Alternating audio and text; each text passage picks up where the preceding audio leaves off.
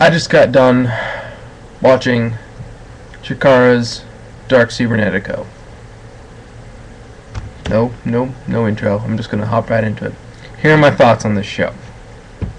So, we start out, Dasher Hatfield and Brody Lee.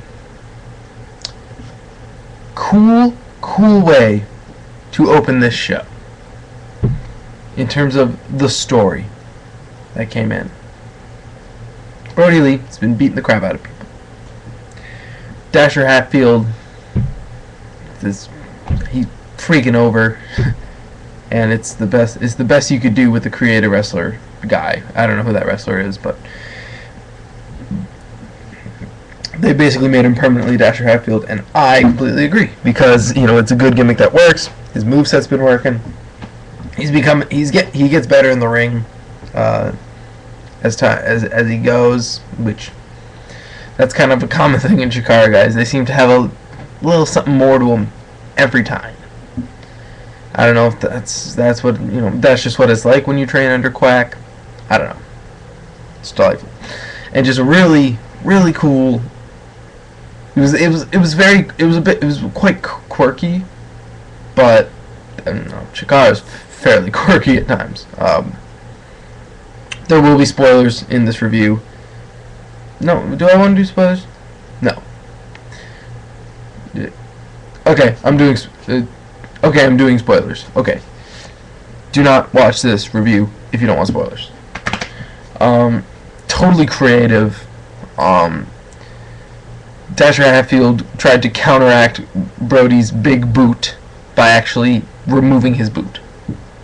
And that allowed for him to, take the punishment, and when Brody would dish out that boot, it wouldn't quite do what it used to, and Dasher was able to get the freaking win, which was crazy.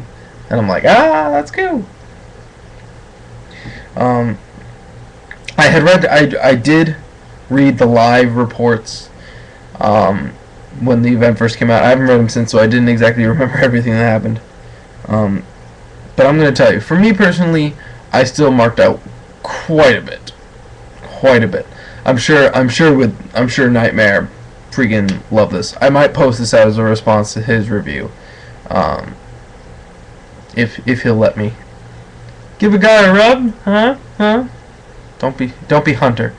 I'm just kidding. But yeah, that was a cool way to open it for the story of the show, considering the odds that Chikara was trying to overcome against the BDK. It was a cool way to open it, and it got the crowd hot because, oh my god, Dasher won. And it was done well. I enjoyed it. Pretty good match. I would say pretty good. I would put it in the for a star, it'd be somewhere between 2.5 and 3. I would put it there. Next up was Ophidian and Dragon Yuki. Dragon Yuki's not good. He just, I mean, at least Samoa Joe can look the way he does, and he busts his ass, so it makes up for it. This guy looks awful. Oh, shit, man. And Ophidian, I love Ophidian. I think Ophidian and Amasis are God, they're entertaining as hell, and they can work their asses off. I mean, they are high energy, creative, all that good stuff. Like what quite a bit of Chikara stuff is, in my opinion. But okay, you guys know how much of a Chikara mark I am, so you know how I'm gonna stretch some of this stuff out. This match was like a minute shorter than the first match. Was like a minute shorter than the first match. Not nearly as good as the first match. I'm gonna go with okay, to be generous. I did not like this match at all. Some people say that Vingegaard and Treat Hernandez was really not good. No, this I take. That was just okay too. But this one was blah. If to give it a range, 1 3/4 to 2 1/4. I'm not gonna argue with you because this was blah and not very long, so it's like whatever. Next up, Frightmare and Johnny Gargano. This was really, really good for the time it went. It went how much? About 11 minutes. That was a good ass 11 minutes. It's a weird way to say it like that. It was really good. Anywhere between, yeah, just really good. Some people give it 3, some people give it 3.5. I put it somewhere in there. But yeah, just really good, really fun. Gargano looked really good. Frightmare just he's so God. Imagine if another company got him. Imagine if in WWE, like, I mean, he's like super small. You see this one kid in like the second row when Frightmare does a dive, and this kid is so excited to see him, and I'm like, Frightmare. Imagine Frightmare in, like, imagine if Hollowicked and Frightmare went to WWE. Oh my gosh, they could be over like that.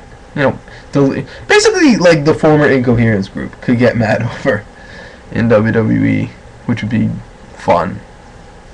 And they're just, I mean, just good stuff. Frightmare, Johnny Gargano impresses me pretty much every time he goes out there. He's got a unique offensive set. I like his personality. It works. These guys work really well together. Really good match. Looking at Cibernetico's past, this is turning out to be quite a good undercard. Although next we did get Vingerad and Cheech Hernandez. Second worst match of the night. Wasn't bad, but it was blah. Anywhere between 2 and 2.5. If I was to give it a star rating, it was just It was for a guy like Cheech. I mean, this would have got 10 minutes, I think. Yeah, I'm also on the Chikara website at the same time. ChikaraPro.com. Plug. So we got that. And that was about 10 minutes. I don't know why I had to go 10 minutes. That seems like one of those maybe 6 minutes and then, oh, he catches him at SDF and he's a heel and blah blah. Bad guy wins. Yeah, that was And then we got a good match. Going into the Cibernetico. Super Smash Brothers, glad to see him back against Oberian and Kodama. Big upset here. Oberian and Kodama got the win after just some nice tag action leading up to it, and a nice hot finish with 2 crazy combo finishers from both teams. Super Smash Brothers. Oh, that's a beautiful finisher. And what was it? Oberian's. Oh my! The Kodama does the lung blower, but Dose gets back up, and then you just see the angle he comes down on this top rope flying leaping DDT for Oberian on player Dose. He goes up, and then he's just coming down. Dose sells it like a champ because Dose is awesome. I love Dose. God, crazy finisher.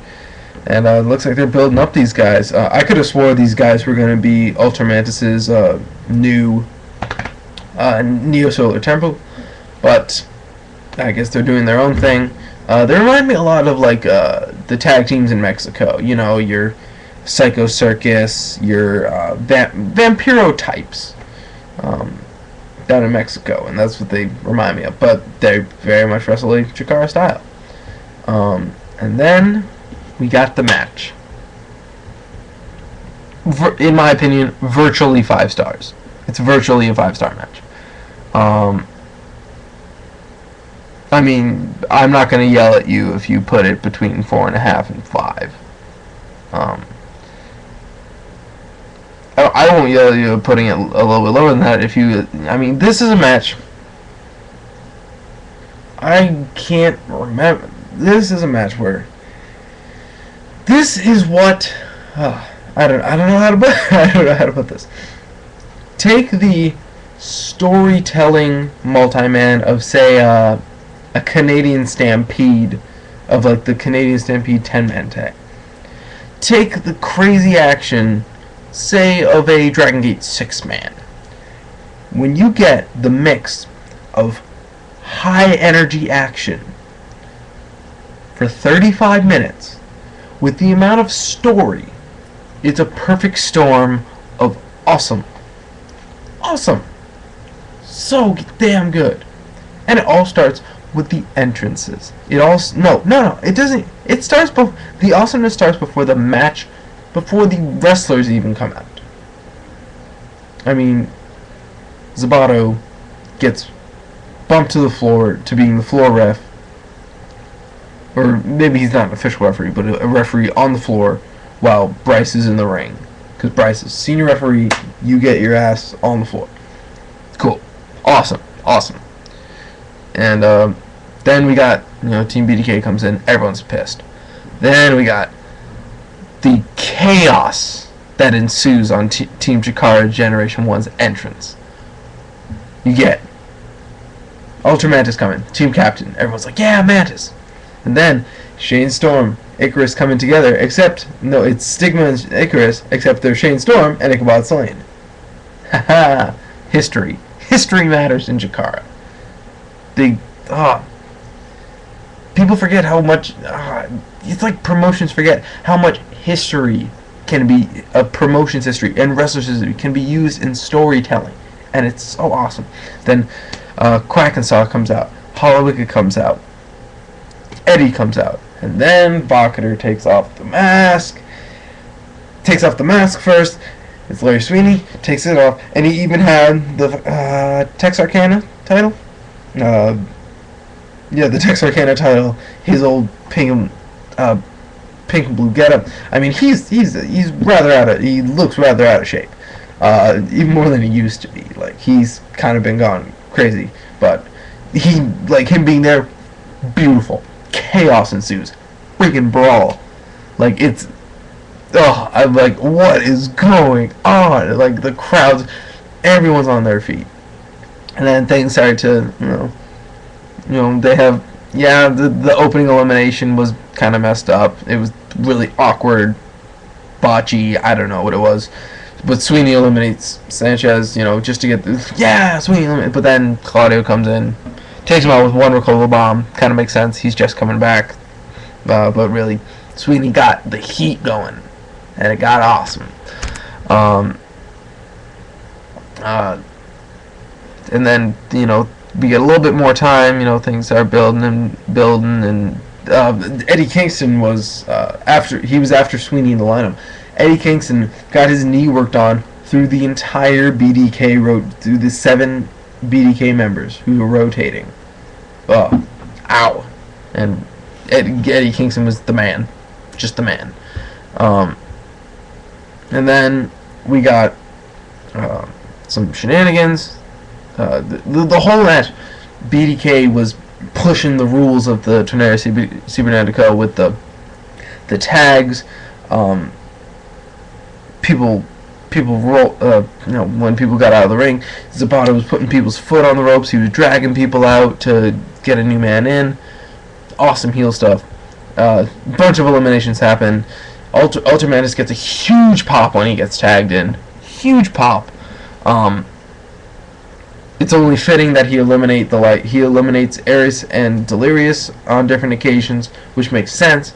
Hollowicked, as Ultra Mantis was trying to eliminate Ares, Hollowicked helped Ultra Mantis keep other BDK members out of the ring, which is cool because Ultra Mantis and Hollowicked weren't a team, all that junk. You have Mike Quackenbush escaping the inverted Chikara special, which supposedly no one thought it could happen. And then you have Eddie Kingston. You have Icarus getting cheered. What was that about? He's so hated. Everyone boos him. And then the finale, where Eddie Kingston is the man.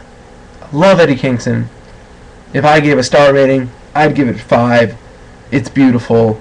The show gets about an 8, but that still means you need to get the show for the Cibernetico if you're a Chikara fan who knows how much story and wonderfulness went into this match. Check out Chikara, the Dark Cibernetico, DoubleCrossKing. Stay classy, everybody.